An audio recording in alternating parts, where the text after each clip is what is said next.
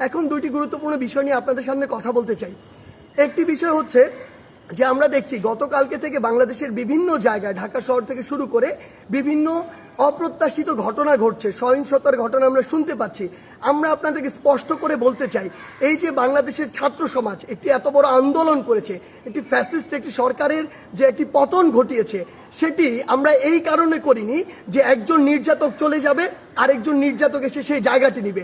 এটি আমরা আমাদের জায়গা থেকে কোনোদিনও মানব না। বরং এই যে নির্যাতনের যে প্রসেসটি রয়েছে, যে সিস্টেমটি রয়েছে, এই সিস্টেমটি ছাত্র সমাজ বা বর্তমান বাংলাদেশের যে প্রজন্ম তারা চায় না। সেই নির্যাতনের সিস্টেমটি চেঞ্জ করার জন্য আমরা আমাদের এই আন্দোলনটি করেছি, এই অভ্যুত্থানটি ঘটিয়েছি পুরো বাংলাদেশের মানুষকে নিয়ে। সেই জায়গা থেকে বিভিন্ন রাজনৈতিক মতাদর্শ, সে বিরোধী মতাদর্শ হতে পারে কিংবা বিভিন্ন যে রাজনৈতিক মতাদর্শে যা ছাত্র সংগঠন বিভিন্ন রয়েছে, তাদের কথা বিভিন্নভাবে শোনা যাচ্ছে যে তারা প্রতিহিংসার বশবর্তী হয়ে এই বিভিন্ন ভাঙচুরগুলো চালাচ্ছে। আমরা স্পষ্ট করে বলে দিতে চাই, এই বাংলাদেশে এরকম যদি অন্যায় বা অপরাধ যেগুলো হচ্ছে এগুলোর অবশ্যই প্রত্যেকটির বিচার হবে। সেই জায়গা থেকে আমরা স্পষ্ট করি, আমরা কখনো আমাদের জায়গা থেকে এমন সহিংসতাগুলো সমর্থন করি না।